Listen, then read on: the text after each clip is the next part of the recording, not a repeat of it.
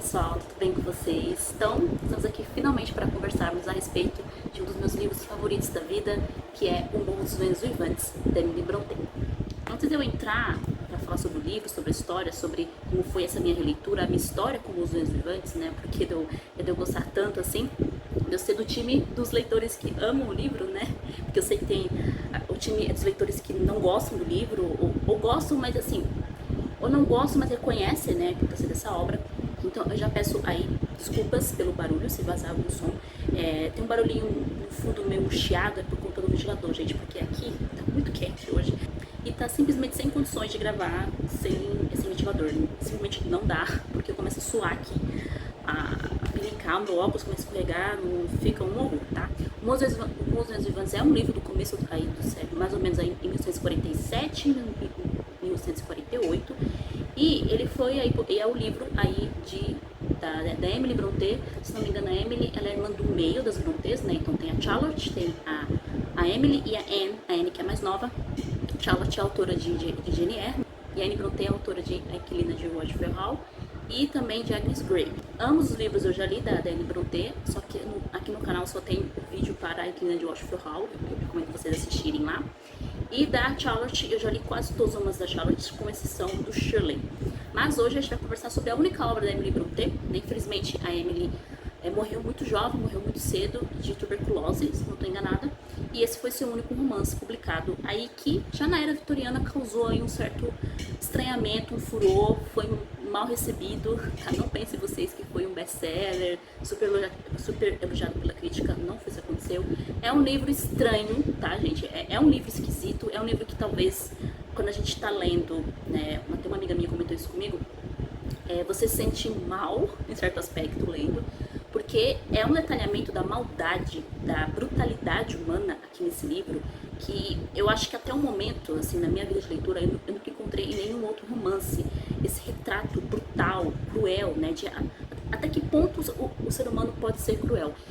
E não chega a ser uma crueldade, assim, muito explícita, como em muitos livros de horror, livros de terror, essa coisa toda, até que é leve em comparação com muitos livros de horror aí, por exemplo, Stephen King e Companhia Limitada, mas a forma como é retratado os personagens, como eles são, a forma como eles tratam os outros personagens, que toda a questão trágica do livro, que querendo ou não é uma tragédia ao contrário, né, diferente das tragédias gregas, é uma tragédia que termina bem, né? Então aqui eu já vou começar a entrar na zona de spoilers, tá? Então se você não gosta de spoilers, eu recomendo você não ver esse vídeo agora, assiste depois, tá?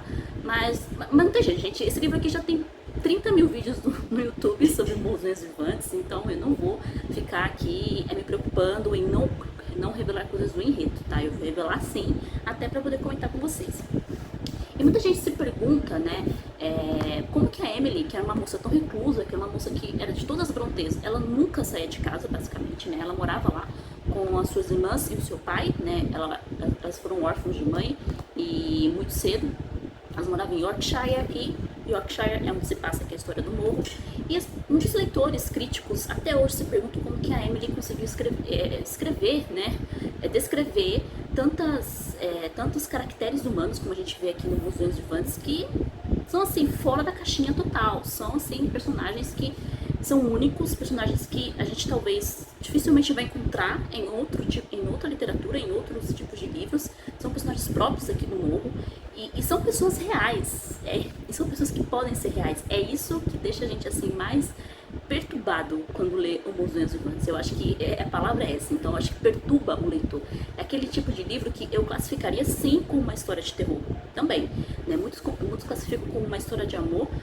Não tá errado, eu classifico também como uma história de amor. Há uma história de amor aqui ocorrendo, mas é um amor obsessivo, é um amor doentio, um amor violento, né? Então a gente poderia encaixar assim o Morro como uma leitura aí de terror no mês de outubro aí, Halloween, das bruxas, essa coisa toda, porque a gente pode também fazer uma leitura sobrenatural do Morro. Então há elementos sobrenaturais aqui, na minha opinião, tá, gente? Eu sei que os leitores não concordam, né? Os que gostam do Morro falam que não tem nada sobrenatural. Eu sou do time que acha assim, que tem fantasma, tem alma penada, a Cat assombrando o morro, mas eu já comentei isso com vocês. como eu estava dizendo, muitos críticos e leitores ficam se perguntando como que a Emily criou toda essa história, criou esses personagens, sendo que ela era muito reclusa.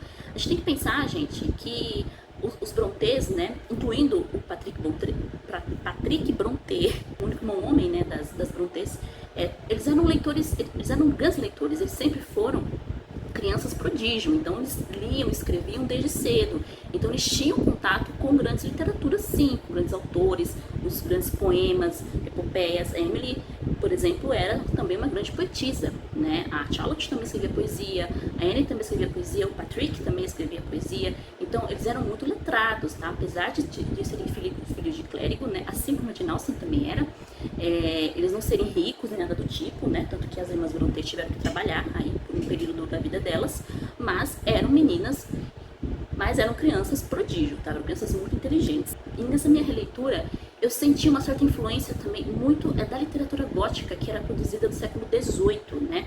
E o grande nome da literatura gótica do século XVIII era Anne Radcliffe, né? Com o seu romance aí, que a gente pode classificar como romance, primeiro romance de horror, se não um dos primeiros romances de terror, assim, psicológico, que é Os Mistérios de Udolpho, que ela publicou no século XVIII e que eu senti uma certa influência. Eu não sei dizer se a Emily leu Anne Radcliffe, eu sei que Dostoiévski era muito fã da Anne Radcliffe. Mas é possível que a Emily e as suas irmãs tenham tido contato sim com a obra, porque a Anne Radcliffe foi uma autora assim famosa, tá, gente? Best-seller mesmo ali na época, uma autora britânica, e eu sim li Os Mistérios de Udolpho, e todos os elementos do Mistério de Udolpho que eu não gosto, a Emily conseguiu melhorar aqui no seu Morros dos Vivantes, né? Então ela deixa em aberto muitas coisas que a gente não vai saber, coisa que a Anne Radcliffe, né, não fez no seu Mistério de Udolpho, né? Tudo é muito explicadinho, tudo tem uma razão.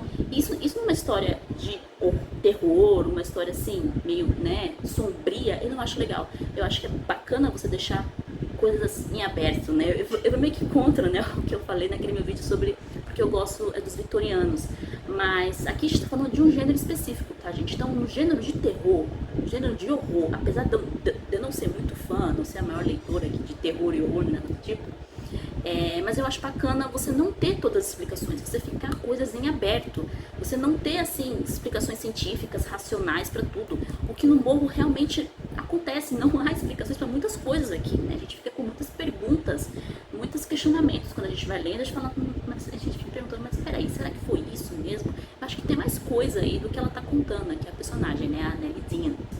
Eu acho que a Emily conseguiu até superar a Anne Radcliffe em certos aspectos, porque ela conseguiu criar o seu próprio estilo de terror, tá? Então, gente, eu estou sim indo na premissa de que o Morros dos Vivantes, além de uma história de amor, também é uma história de vingança. Eu acho que isso ajuda muito mais você, leitor, que está me assistindo, que está com relutância em ler os Morros dos Vivantes. Então, não vá achando que é uma história de amor apenas, tá? Não é Jane Austen aqui, tá bom, gente? Mas é uma história principalmente de vingança familiar, tá? E também uma história de fantasmas. Além do fato da Emily e das suas irmãs, né, serem moças prodígio, moças letradas, tá? Existe também uma origem, uma possível origem, né, de como surgiu aqui a história do Morros dos Vivantes, o que foi inspiração para a Emily, para escrever então o seu romance, obra-prima da literatura inglesa.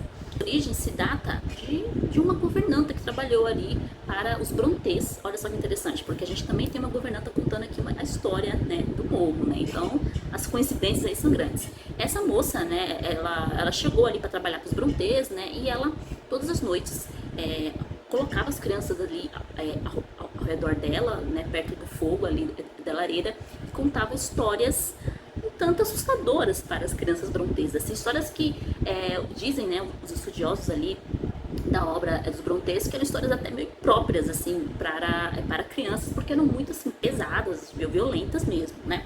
E essa empregada, ela contava também muitas histórias a respeito das famílias ali ao redor de onde os Brontës moravam, né, as famílias, principalmente aquelas famílias mais antigas. E ali na região onde elas moravam havia uma figura, né, um homem, que tinha uma figura ele era uma figura meio estranha, meio sinistra ali. Eu até peguei o nome dele, que chamava-se Henry Carson, tá? O Mr. Henry Carson é uma figura bem esquisita ali, onde os Brontës moravam. E a empregada conhecia a história da família desse Henry Carson. E aí então, dizem ali os estudiosos e críticos da obra dos Brontës, esse Henry Carson foi a inspiração para o Redcliffe aqui no Morro dos Ventos Vivantes. Então a gente aí já fez um panorama, né, de como que surgiu o Morro, né? O Morro teve influência aí, eu acredito que teve influência ali não só dos grandes autores publicados já no século XVIII e XIX, mas também da literatura gótica, principalmente da literatura gótica produzida pela Anne Radcliffe. O que se trata então é a história do Morro dos Ventos Vivantes, que é uma história conhecida, famosa, né? Acho que até quem não leu conhece a história dos Morro dos Ventos Vivantes. Aqui vai começar contando com, a gente vai ler a entrada de diários do Sr. Lockwood, né, que é um rapaz aí, a gente não sabe mais ou menos quantos anos ele tem, mas ele parece ser bem jovem. Ele está indo para Yorkshire, aqui no começo do livro, para se hospedar em uma casa de campo.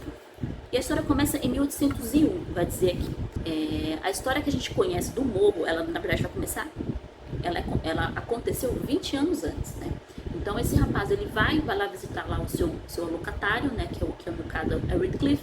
Eles têm um desentendimento lá, é uma casa meio esquisita, os empregados não tratam ele bem, o Redcliffe não trata ele bem, ele fica meio pé da vida mesmo, né? Apesar de antes dele se despedir lá, ele acaba realmente voltando para tomar um jantar, alguma coisa do tipo, mas isso que ele volta, né, para jantar aí com seu locatário de novo, apesar de ter sido maltratado da primeira vez, ele fica preso lá dentro dessa casa que é o Morro dos Ventos Vivantes, né, que em inglês se chama-se Wuthering Heights, que numa tradução livre, né, a gente poderia traduzir como acho que é o Morro dos Ventos Furiosos. E aí, então esse rapaz meio que obrigado a passar a noite ali em Wuthering Heights, né, porque começa a nevar, não tem como ele voltar pra casa, né, e ele resolve passar a noite lá, jogam ele num quarto, um quarto assim, que parece que não era habitado ali por muito tempo, e nesse quarto ele encontra um diário, né, de uma moça chamada Catherine Earnshaw,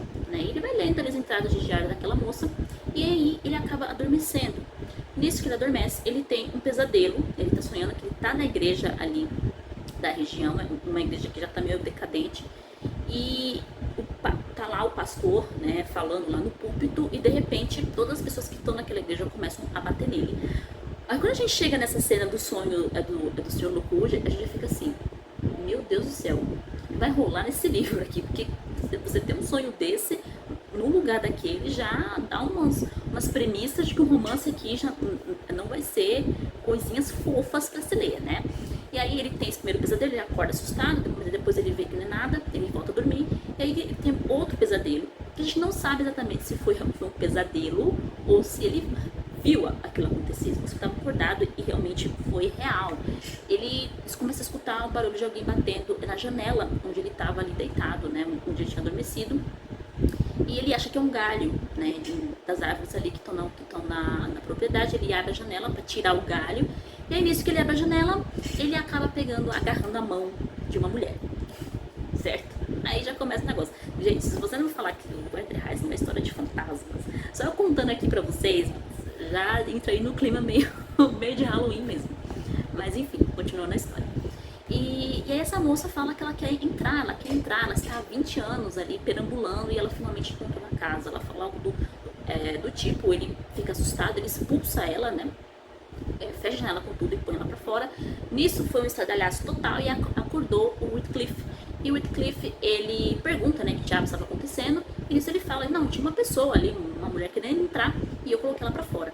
E o Redcliffe fica bem transtornado, assim, bem assustado, preocupado também, tira o Sr. Lockwood do quarto e resolve passar a noite ali. Ele dormir naquele quarto.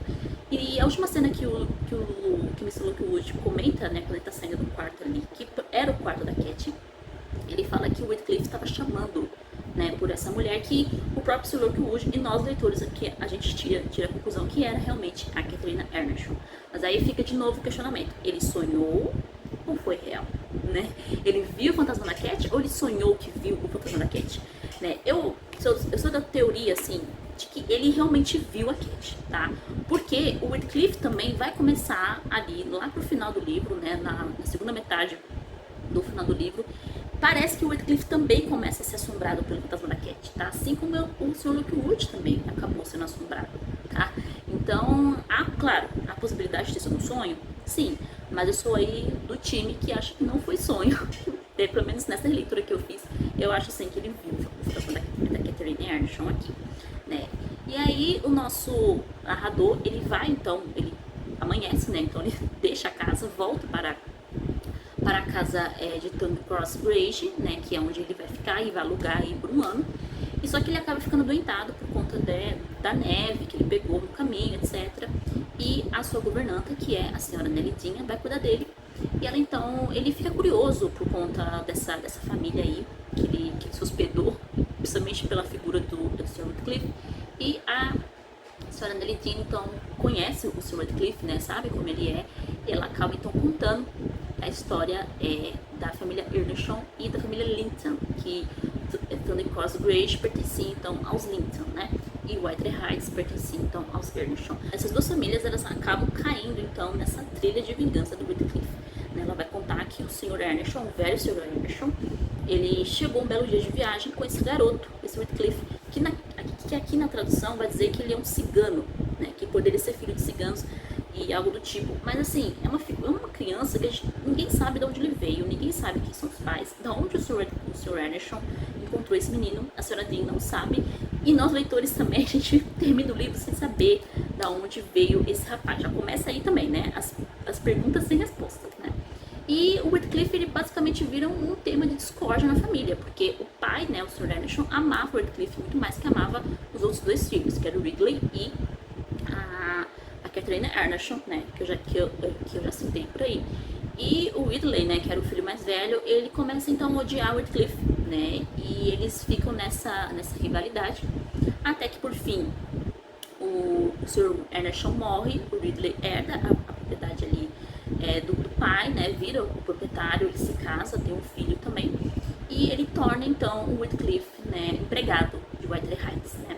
O Radcliffe e a Cat também, eles cresceram juntos, né, cresceram como se fossem irmãos, só que já na juventude parece que eles começam ali, parece não, né, fica bem claro que eles começam ali a ter uma paixonite que vai se transformar numa paixão violenta quando eles ficarem adultos, né. Só que a Catherine Earnshon é aquele tipo de moça que ela não vai se casar com o Radcliffe, um pobretão, que não tem um centavo no bolso, né. Ela é orgulhosa demais para isso, né? E ela então acaba se casando com o Edgar Linton, né, que é um rapaz, é a família vizinha ali, a família de Tony Cross Grange, né, que é um rapaz fino, educado, né, um cavalheiro, um gentleman, né, coisa que o Radcliffe não é ainda nessa história. E nisso que quando ela fala que vai se casar com o Edgar, o Radcliffe então ele resolve abandonar o Whiteley Heights, ele vai embora. E nisso que ele vai embora, a Catherine então se casa com o Edgar Linton e vai morar com ele. E a irmã do Edgar Linton, a Isabella, em Tony Cross Bridge. Até que passa-se alguns anos aqui, acho que mais ou menos uns 3 ou 4 anos, depois do casamento da Cat, o Radcliffe volta. Só que ele volta um homem rico, né? Um cavalheiro, vamos dizer assim. Ninguém sabe como ele fez fortuna, a Nelidinha também não sabe dizer, né, da onde que ele conseguiu fortuna, como que ele se tornou um cavaleiro, como que ele se tornou um homem, né, assim, bem educado, né, tal como o Edgar.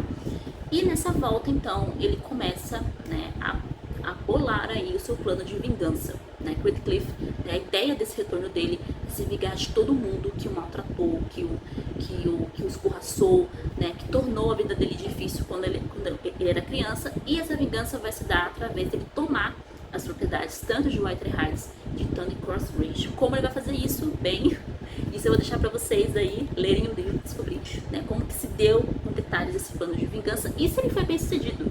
Tem isso também, né? Será que o Radcliffe foi bem sucedido no plano dele de vingança? Vocês vão ver que não foi bem assim, ele quase consegue, mas aí lá pro final a coisa, né, dá uma pequena reviravolta aí e a vingança meio que fica ali no ar, né? Então, basicamente, a história do Morro é essa, né? Essa introdução gigantesca aqui pra gente contextualizar o romance. Eu vou comentar agora com vocês alguns aspectos que eu acho muito bacanas a respeito do Monstros Vivantes, que eu percebi nessa minha última leitura que eu fiz, né? Essa foi a minha 4ª leitura do Monstros Vivantes, gente. Então você vê como eu amo esse livro de paixão. Desde quando eu era adolescente, eu tava com medo de quando eu relesse agora, quase mais de 8 anos já, que eu tinha lido da última vez, que eu não gostasse tanto, que eu falasse, não passou pra mim no teste do tempo, mas não teve jeito. Eu já, assim, nos 10 primeiros capítulos eu tava envolvidíssima aqui na história. Eu tava, assim, já querendo saber o que ia acontecer, tentando lembrar os detalhes da história, porque eu não lembrava de tudo, né? Lembrava de algumas coisas aqui, mas realmente é um romance que prende a sua atenção, por mais que você pode não gostar de nenhum personagem. E realmente eu entendo que eu não gosto de nenhum. Tem um personagem aqui que eu gosto em particular. Mas assim, é aquele romance que te prende a atenção. Não tem jeito. É você vendo a tragédia acontecer e você fala, meu Deus, eu preciso saber o que vai acontecer agora com esses personagens. Né? Porque é uma tragédia de começo ao fim, gente. Então é um livro que, ao contrário, por exemplo, tem das tragédias gregas, ou tragédias de Shakespeare, né? Que já leu Hamlet, por exemplo, ou até mesmo aquela tragédia, eu esqueci o nome, Édipo Rei, né? Essas tragédias, elas começam bem, né? E aí termina tudo mal. Termina assim numa desgraceira, num banho de sangue, todo mundo morrendo, etc, né? É mais ou menos isso que acontece com as tragédias de Shakespeare também. Hamlet é assim, né? Hamlet termina praticamente todos mortos, mesmo narrador. Mas o Morro é interessante porque a catástrofe e a destruição total já começa nas primeiras páginas. Então, o romance nunca começa bem. Nunca começa bem. Ele já começa mal, porque a confusão aqui é já desde os primeiros capítulos. Desde quando o Sr. Lockwood coloca os pés lá em White Heights, a gente já vê que aquele lugar é um lugar esquisito, é um lugar assim que tem uma energia negativa. Eu não gosto muito de usar essas palavras porque é uma coisa meio esquisita, né? Mas é verdade mesmo, tem uma energia negativa, uma energia destrutiva ali dentro de White Heights. Então, essa energia destrutiva da história vai conduzindo a história até ali os últimos parágrafos do último capítulo, né? Então, somente no final é que as coisas voltam à ordem, que as coisas ali têm uma calmaria, né? Que essa tragédia, que essa sequência de desgraças, que essa trilha da vingança aí do Redcliffe, ela não prevalece, ela não se mantém para sempre.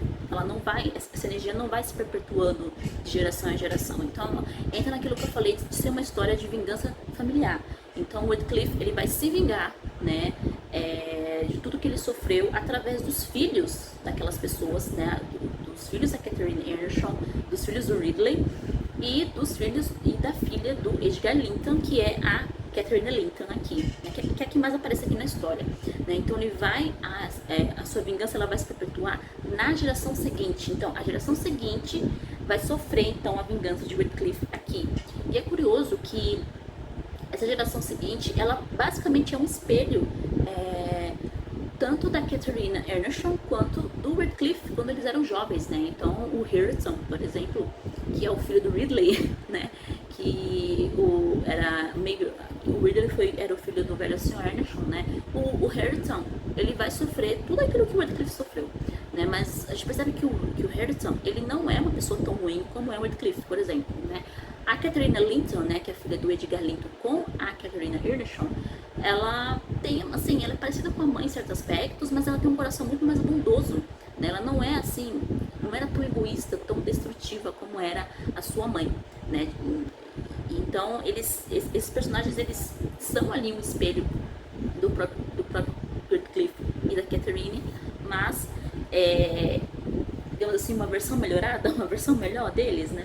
Também tem isso. Sem contar o próprio filho do Redcliffe com a Isabella Linton, né? Que eles dois tiveram ali um casamento super estranho ali, meio que ele seduziu, né, a Isabella Linton e a convenceu a se casar com ele. Diz ele que não, né? Ele conta pra senhora Dean que ele não convenceu de nada, mas a gente não sabe. A gente não sabe se ele tava falando a verdade pra senhora Dean ou se ele tava ou se foi aquilo mesmo que aconteceu, né? Mais uma daquelas perguntas que a gente não sabe, né, se é real ou não é, né? E isso, gente, se deve muito à questão da narração. A narração aqui no Bons Ventos Vivantes é uma coisa que eu gosto muito dos romances vitorianos, que é uma narração que são vários personagens contando a história. Então cria esse clima de lenda, sabe? Aquela lenda urbana que tipo, aconteceu, eu vi, fulano de tal me contou. Então, por exemplo, a gente tem camadas e camadas de narrativa aqui. Então, a gente tem o Sr. Lockwood contando para nós leitores, né, o que a senhora Dean contou para ele. A senhora Dean conta para o Sr. Lockwood o que ela viu e o que ela ouviu, né, de outros personagens. E às vezes outros personagens que ela tá contando pro Sr. Lockwood contam pra Sarah Jean o que eles viram e ouviram. E fica nesse ciclo aí infinito de narração que cria uma espécie de telefone sem fio. Então, talvez, porque muita coisa que a gente sabe a respeito dessa história aqui do Wycliffe, dos Earnshaw, dos Grange, pode ter se modificado um pouco ao longo do tempo. Algum detalhe pode ter se perdido, muita coisa ali, talvez ela pode ter esquecido, ela não sabia, né? Ou ela pode ter tentado preencher lacunas do que ela viu, do que ela ouviu. Essa complexidade da narração do Mundo dos Vivantes torna o romance ainda mais assim instigante, né? Deixa você mais curioso, deixa o leitor ainda com a pulga atrás da orelha, porque aquilo que eu falei, a gente não tem respostas para tudo aqui. A gente tem um caso de narradores que não são confiáveis, a gente não pode confiar totalmente no relato da Sra. Jean, né? A gente não pode confiar totalmente no relato do Sr. Lockwood também, porque ele pode ter esquecido alguma coisa, ele pode ter, às vezes, sei lá, não inventado, amenizado alguma coisa, né? Eu sinto também que a Jean ameniza muita coisa. A gente tem cenas aqui de violência, né? Só que não é descrita. A gente não sabe exatamente o que rolou lá em White Heights aí nesse tempo que o Sr. Cliff estava morando lá, que ele era proprietário. Mas assim, ela ameniza, né? Mas a gente não sabe até que ponto, né?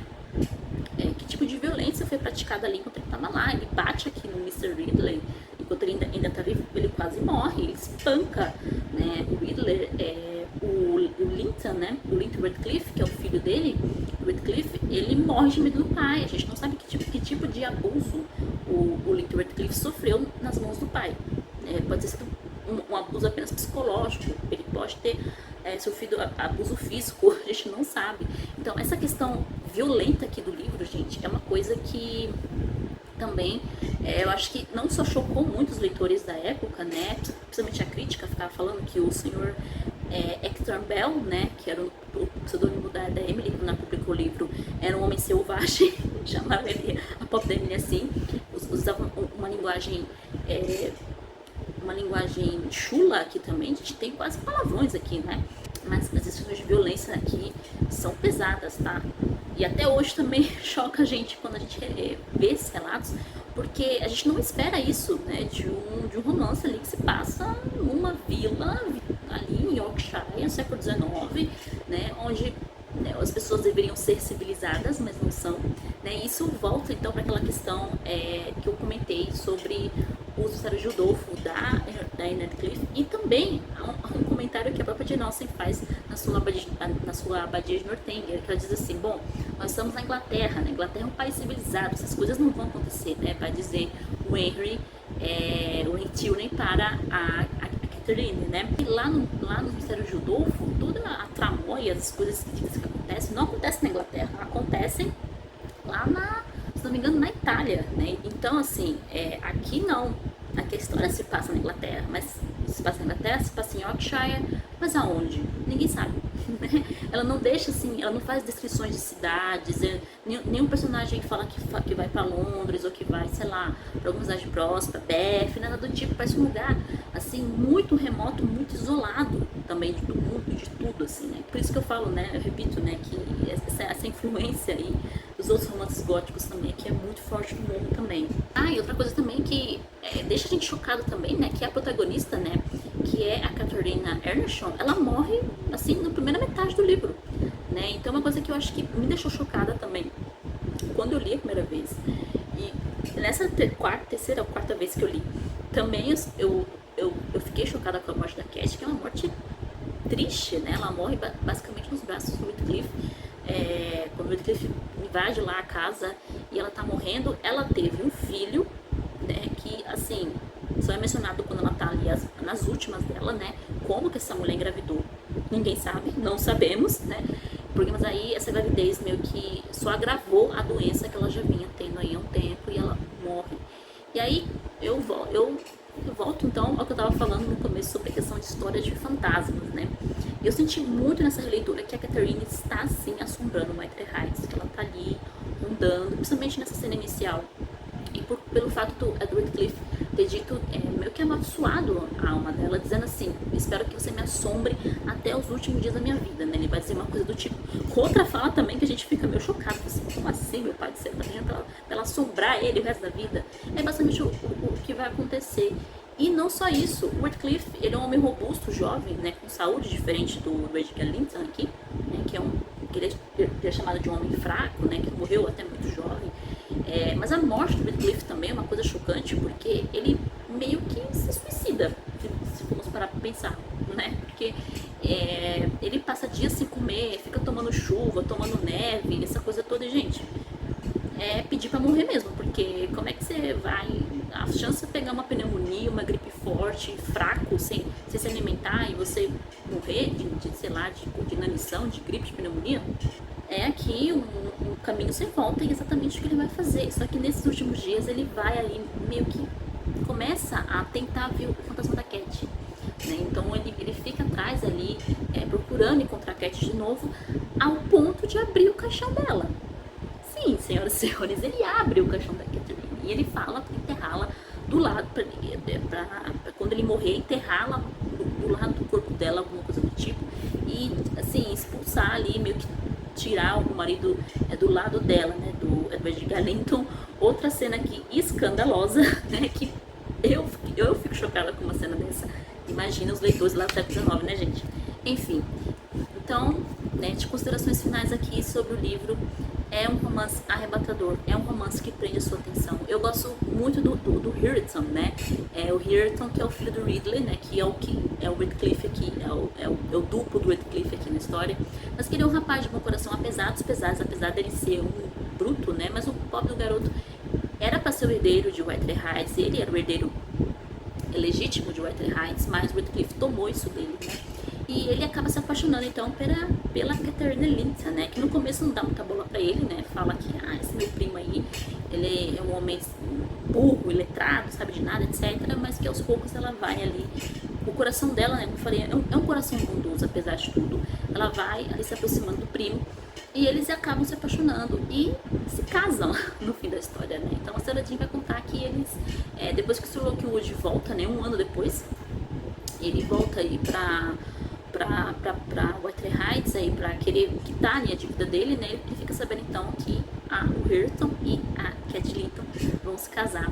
E isso é muito bonito, assim, poético, gente, porque as duas famílias vão continuar, né? As chances das duas famílias serem destruídas por completo por conta do Radcliffe eram muito grandes, né? Só que o Radcliffe, ele acaba desistindo da sua vingança, em certo aspecto, né? Depois que ele morre, antes dele morrer, né, no caso.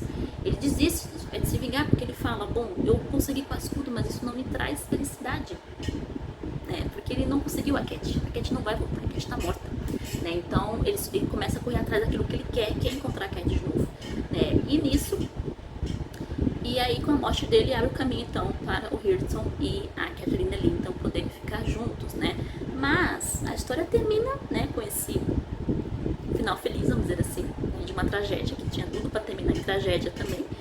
Mas um garotinho, né, conta para a senhora Jean que viu o Sr. Radcliffe andando na charneca aqui de Yorkshire com uma mulher, né? Olha os fantasmas de novo deles aqui assombrando White Heights, né? Então a gente fica com essa coisa, né? Será que eles estão assombrando White Heights até hoje lá, né? Porque o Hareton e a Cat Linton, eles não vão morar em White Heights, né? A senhora Jean fala que eles vão voltar para Crossbridge, né? Mas enfim, gente, é um livro assim que eu terminei de ler, eu fiquei com ressaca. Eu fiquei com a história na cabeça durante dias, eu fiquei 3, 4 dias pensando no livro, preparando aqui o vídeo pra poder conversar com vocês. Fiz várias anotações aqui, ó. Fiz várias anotações em cadernos diferentes para poder conversar com vocês, porque é um livro muito rico, dá pra gente falar muita coisa a respeito dessa leitura. Eu recomendo, tá? Se você tem alguma espécie de algum preconceito com o livro, né? Porque falaram isso aqui pra você, dá uma chance pra história. Não vou dizer que você vai gostar dos personagens, você não vai. A chance de você detestar todo mundo aqui é grande, mas assim, é um livro que a história te prende, tá? É tão bem escrito, é tão assim, bem amarradinho, apesar dessas pontas soltas, né, que eu diria que a Emily deixa de propósito mesmo, né, para os nossos leitores, mas é um livro assim, uma complexidade narrativa, com uma complexidade de história, esse aspecto, né, meio sobrenatural aqui também que a gente pode pensar no romance, que torna esse romance inesquecível, apesar de você não gostar de nenhum personagem, tá? É o que faz com que o Morro, né, ele ainda nos fale muita coisa quando a gente lê, né? É um romance que, apesar de nos perturbar, que apesar de alguns momentos chocar, escandalizar a gente, né, e quando a gente lê, eu garanto pra você, é um livro que vai fazer você ficar pensando nele ainda durante muito tempo. Muito tempo mesmo. Eu diria que é o melhor romance gótico da literatura inglesa, assim, disparado mesmo. É um livro único, é um livro que você não vai encontrar um irmãozinho, ou então um outro romance que talvez se equipare ao Mundos Vivantes em questão de narrativa, em questão de personagens, todos eles horríveis, com uma outra exceção, mas os personagens contados aqui na história, né, principalmente, né, todos eles, assim, pessoas terríveis, assim, vingativas, egoístas, um negócio bem bizonho, mas que vale a pena conhecer, gente. Aquele romance você tem que ler pelo menos uma vez, tá? Pelo menos uma vez, porque vale muito a pena. E para encerrar, esse vídeo ficou gigantesco, eu vou mostrar para vocês a minha edição em inglês de Wuthering Heights, que é essa edição aqui da Barnes Noble. Eu mostrei com mais detalhes lá no Instagram.